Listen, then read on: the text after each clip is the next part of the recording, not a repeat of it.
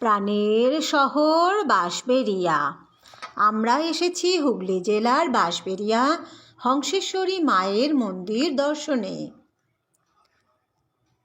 পাশেই দেখো একটা গেস্ট হাউস রয়েছে পৌরসভার। তো আমরা যাওয়ার পথেই মায়ের পুজোর জন্য ডালা কিনে নিয়েছি। 50 টাকা করে ডালা বিক্রি হচ্ছে। মন্দিরের অপোজিটেই জুতো রাখার জায়গা আছে, টয়লেটও আছে। তো জুতো খুলে হাত পা ধুয়ে তারপরে মন্দিরে পুজো দিতে গেলাম। তো পুজো খুব সুন্দরভাবেই পুজো হয়ে গেছে। এই হংসেশ্বরী মায়ের মন্দির 220 বছরের পুরনো। 220 বছরের এই পুরনো মন্দিরটি মোট 13টি মিনার আছে। প্রতিটি মিনার পদ্মের কুঁড়ির মতো দেখতে।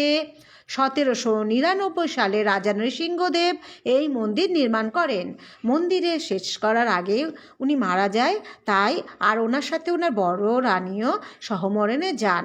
তা সেই জন্য ওনার ছোট রানী শঙ্করী দেবী 1814 সালে এই মন্দির নির্মাণের কাজ শেষ করেন। তো দেখো কি সুন্দর ফোয়ারা। এখন ফোয়ারাটা দেখো কি সুন্দর ফুল দিয়ে সাজিয়েছে। মন্দিরের এর পাশ দিয়েই আছে দুধারে শিব মন্দির। তারপরেই পাশেই এইখান থেকেই যেতে হবে শিব মন্দির। তার পাশেই দেখা যাচ্ছে অনন্ত বাসুদেবের মন্দির। তো এখানে মা হলো নীলবর্ণা।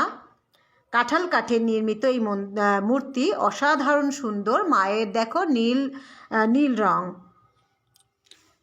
তো এই যে শিবের মন্দির, আর এই হলো অনন্ত বাসুদেবের মন্দির। 1679 খ্রিস্টাব্দে রামেশ্বর দত্ত এই অনন্ত বাসুদেবের মন্দির, এই যে অনন্ত বাসুদেবের মন্দির 1679 খ্রিস্টাব্দে রাজা রামেশ্বর দত্ত এই মন্দির নির্মাণ করেন। খুব সুন্দর টেরাকোটার কাজ। আর দেখো রাস্তার দুপাশে কি সুন্দর দোকান। পুজোর ডালা নিয়ে বসে আছে। আচ্ছা, 7টার সময় মন্দির খুলে যায়, 8টা থেকে পুজো।